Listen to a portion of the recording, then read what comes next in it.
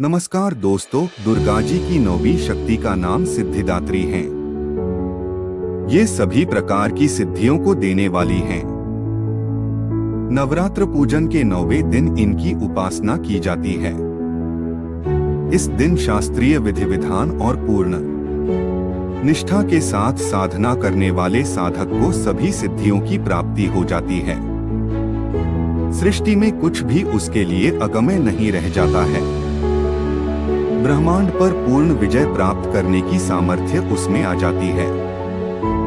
श्लोक सिद्धगंधर्वयक्षाद्यैर्सुरैर्मसुरैर्पि सेव्यमाना सदा भूयात् सिद्धिदा सिद्धिदायिनी सिद्धियां मार्कंडेय पुराण के अनुसार अणिमा, महिमा, गरिमा, लघिमा, प्राप्ति, प्राकाम्य, ईशित्व और वशित्व ये 8 सिद्धियां होती हैं। ब्रह्मवैवर्त पुराण के श्री कृष्ण जन्म खंड में यह संख्या 18 बताई गई है।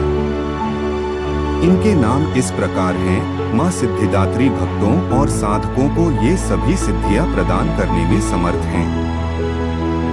देवी पुराण के अनुसार भगवान शिव ने इनकी कृपा से ही इन सिद्धियों को प्राप्त किया था। इनकी अनुकंपा से ही भगवान शिव का आधा शरीर देवी का हुआ था। इसी कारण वे लोक में अर्धनारीश्वर नाम से प्रसिद्ध हुए। मां सिद्धिदात्री 4 भुजाओं वाली हैं। इनका वाहन सिंह है। ये कमल पुष्प पर भी आसीन होती हैं। इनकी दाहिनी तरफ के नीचे वाले हाथ में कमल पुष्प है। प्रत्येक मनुष्य का यह कर्तव्य है कि वह मां सिद्धिदात्री की कृपा प्राप्त करने का निरंतर प्रयत्न करे, उनकी आराधना की ओर अग्रसर हो। इनकी कृपा से अनंत दुख रूप संसार से निर्लिप्त रहकर सारे सुखों का भोग करता हुआ वह मोक्ष को प्राप्त कर सकता है। नवदुर्गाओं में मां सिद्धिदात्री अंतिम है। अन्य 8 दुर्गाओं की पूजा उपासना शास्त्रीय विधि विधान के अनुसार करते हुए भक्त दुर्गा पूजा के 9वें दिन इनकी उपासना में प्रवृत्त होते हैं। इन सिद्धिदात्री मां की उपासना पूर्ण कर लेने के बाद भक्तों और साधकों की लौकिक पारलौकिक सभी प्रकार की कामनाओं की पूर्ति हो जाती है। सिद्धिदात्री मां के कृपा पात्र भक्त के भीतर कोई ऐसी कामना शेष बचती ही नहीं है जिसे वह पूर्ण करना चाहे।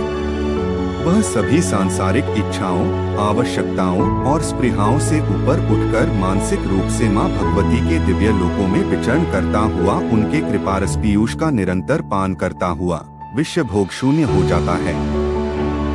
मां भगवती का परम सान्निध्य ही उसका सर्वस्व हो जाता है। इस परम पद को पाने के बाद उसे अन्य किसी भी वस्तु की आवश्यकता नहीं रह जाती। मां के चरणों का यह सान्निध्य प्राप्त करने के लिए भक्त को निरंतर नियमनिष्ठ रहकर उनकी उपासना करने का नियम कहा गया है। ऐसा माना गया है कि मां भगवती का स्मरण, ध्यान, पूजन हमें इस संसार की असारता का बोध कराते हुए वास्तविक परम शांतिदायक अमृत पद की ओर ले जाने वाला है। विश्वास किया जाता है कि इनकी आराधना से भक्त को अणिमा, लघिमा, प्राप्ति, प्राकाम्य, महिमा, ईशित्व, सर्वकामावसायता, दूर श्रवण, परकामा प्रवेश, वाक्सिद्ध, अमर्थ भावना सिद्धि आदि समस्त सिद्धियों नव निधियों की प्राप्ति होती है। ऐसा कहा गया है कि यदि कोई इतना कठिन तप न कर सके तो अपनी शक्तिनुसार जप, तप, पूजा अर्चना कर मां की कृपा का पात्र बन सकता ही है। मां की आराधना के लिए इस श्लोक का प्रयोग होता है। मां जगदम्बे की भक्ति पाने के लिए इसे कंठस्थ कर नवरात्रि में नवमी के दिन इसका जाप करने का नियम है।